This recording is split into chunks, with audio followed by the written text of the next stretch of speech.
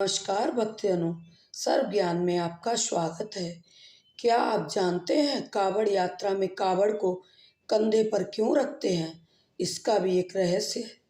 सावन के पवित्र महीने की शुरुआत 11 जुलाई 2025 से हो चुकी है। सावन की शुरुआत होते ही भक्त भाव के साथ शिव पूजन का महत्व बढ़ जाता है। इस दौरान कावड़ यात्रा भी होती है। कावड़ यात्रा के दौरान शिव भक्त दूर दूर से पवित्र नदियों का जल कावड़ में भर लाते हैं और शिवलिंग पर अर्पित करते हैं। इसी धार्मिक और आध्यात्मिक यात्रा को कावड़ यात्रा कहा जाता है, जो कि मुख्य रूप से सावन के महीने में की जाती है।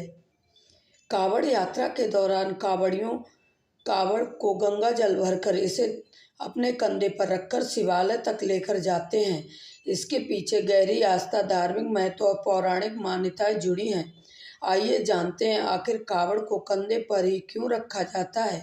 इसके पीछे कौन से धार्मिक कारण जुड़े हुए हैं। कंधे पर क्यों रखा जाता है कावड़? कावड़ यात्रा भगवान शिव के प्रति अटूट श्रद्धा, भक्ति और समर्पण का प्रतीक है। इस दौरान भक्त कठिन यात्रा पर कंधे पर कावड़ रखकर चलते हैं और शिवालय तक पहुंचते हैं, जो कि एक तरह की धार्मिक तपस्या है। इस दौरान भक्त शारीरिक रूप से कष्ट भी झेलते हैं, लेकिन बम बम भोले की धुन के साथ शिव धाम की ओर बढ़ते रहते हैं और शिवलिंग पर गंगा जल चढ़ाकर ही अपनी यात्रा पूरी करते हैं। कावड़ यात्रा की शुरुआत के पीछे कई धार्मिक और पौराणिक कथाएं प्रचलित हैं। कहा जाता है कि कावड़ यात्रा की शुरुआत भगवान परशुराम ने की थी। इसके अलावा लंकापति रावण से भी कावड़ यात्रा का संबंध जोड़ा जाता है।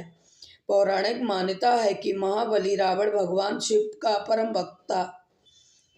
एक बार रावण ने कैलाश पर्वत को उठाने का प्रयास किया, जिससे शिव क्रोधित हो गए। लेकिन बाद में रावण को अपनी भूल का एहसास हुआ।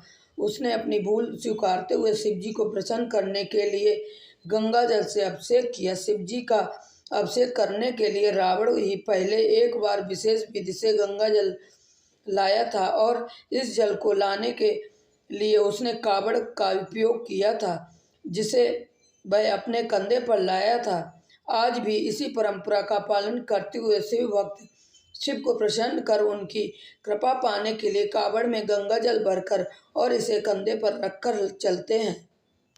यह सूचना सिर्फ मान्यताओं और जानकारियों पर आधारित है।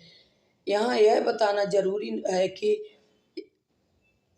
किसी भी तरह की मान्यता जानकारी की पुष्टि नहीं करता है। किसी भी जानकारी या मान्यता को अमल में लाने से पहले संबंधित विशेषज्ञ से सलाह लें।